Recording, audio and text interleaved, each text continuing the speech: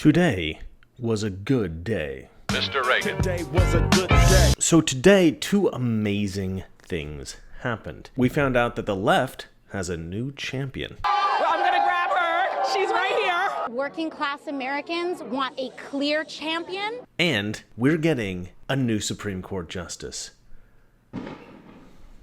Thank you. Justice Kennedy announced his retirement just a day before his 82nd birthday.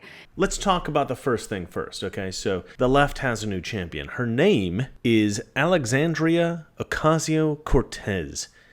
I love this woman. She's well-spoken. She's got energy. She's exciting. She's very beautiful. She's all the things that we want in a great leader of the left. Why? Because she's also bat crazy. From Medicare for all, tuition-free public college, abolishing ICE. Now, you would think that we wouldn't want the left to have crazy people. We'd want them to have moderates. But the further crazy the left goes in terms of its leadership, the more like sensible leftists, people who really want to actually make the world a better place, are going to start recognizing that the left is a little nutty, and they're going to start getting red-pilled, right? She alone could red-pill millions. I love this woman. They've got some crazy people in Congress. This is a island that at its widest level is 12 miles from shore to shore. Yeah, my fear is that the whole island will become so overly populated that it will tip over and capsize. We don't anticipate that. Look at Maxine Waters, for crying out loud. And Congressman, we're just, in case you can't see, showing video of you standing on the aisle and shaking a number of presidents' hands over the years, both Republicans and Democrats. So my final question to you, Congressman Engel. No, you have not. Excuse me. She's talking to me. Oh, I'm sorry. I thought you had been talking to me about standing on the aisle and shaking hands. No, I'm sorry, Congresswoman Maxine Waters. Yes, I'm talking to Congressman Engel, who has stood there, and we've shown over the years. Okay. But this girl isn't like some kooky old person. She's like a young, exciting person. She's going to get noticed. I mean, people are going to watch her. And she's not just a leftist. She's an admitted socialist. So I've seen a few articles that discuss how it's possible that one of the reasons she was elected was because leftists don't really like to see old white guys representing them, right? So if you're an old white guy, you're at a huge disadvantage in the Democratic Party. Democrats don't want to elect you. They think of you as the enemy in a way, right? And that's great. You know, if you genuinely think that that old white guys are the enemy, you're not going to have any old white guys in your group. You know, you're going to push everybody out.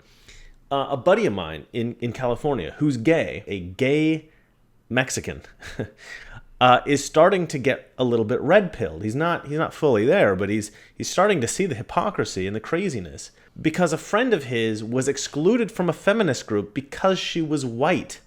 Okay, so the more the left starts to exclude people based on what they believe their privilege has been, okay, you're not allowed, you're definitely not allowed to be, you can't represent us because you're a straight white man.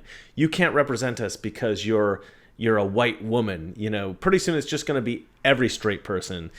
Eventually, Democrats will be left with black lesbians. That's it, right? And maybe like Asian trans dudes or something like that.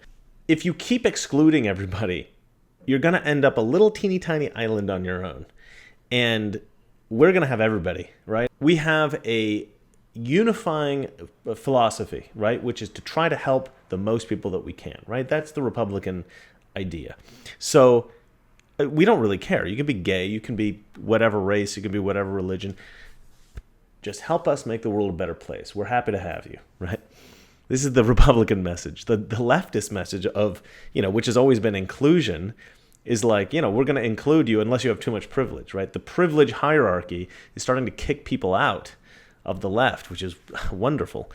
So this woman, not only do I think that this is a great day because the left is celebrating this girl, I think it's a great day because I think it's a sign of an even bigger movement. And if this girl can become like a celebrity, if this girl can become like a true leader of the Democratic Party, that's fantastic. I wish her the best. I hope that she becomes even more popular, and I wish her all the success. She can win that district. She can even beat whatever Republicans are going to run against her. She's going to beat them anyway. So, it's New York, but I'm thrilled about her. Moving on to Justice Anthony Kennedy. How great is this? I mean, it's kind of funny because he was actually nominated by Reagan, right? And he ended up being like way more left wing than than people on the right presumably expected.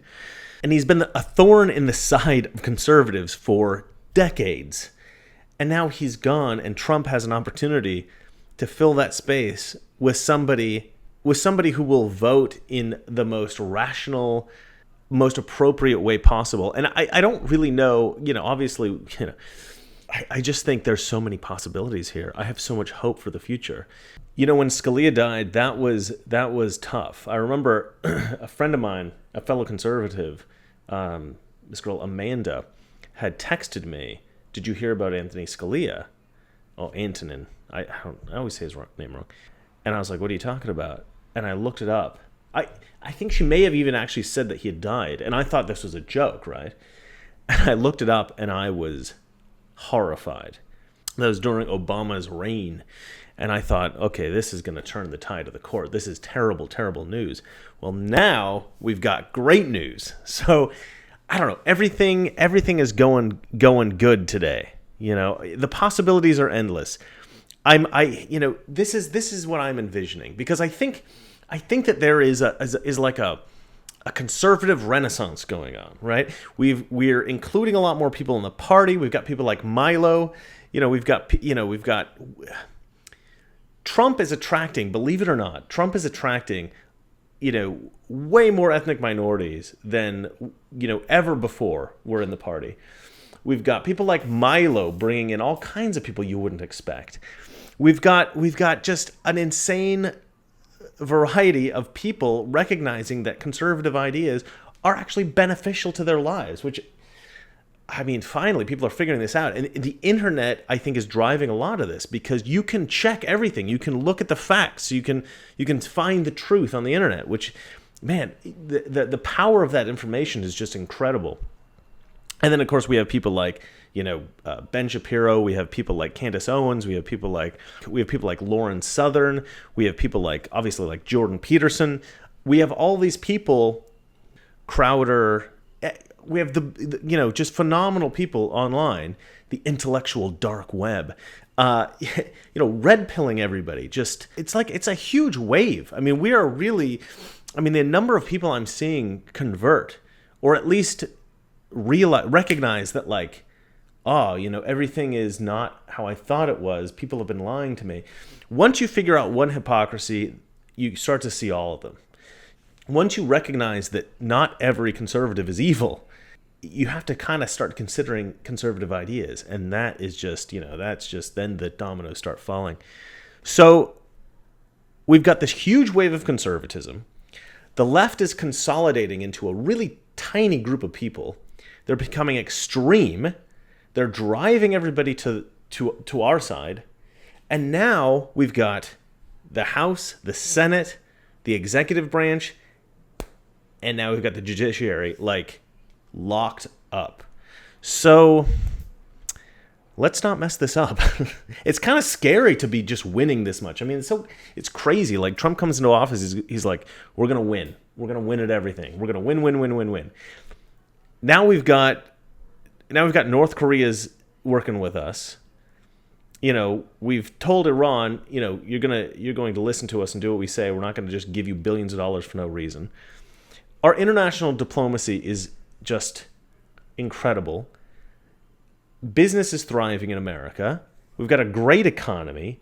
Nobody has to be jobless if they don't want to be.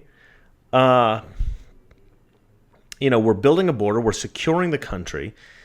I don't know how it could get better. I don't know how things could get better. I shouldn't say stuff like this, because I feel like this is just like asking for doom.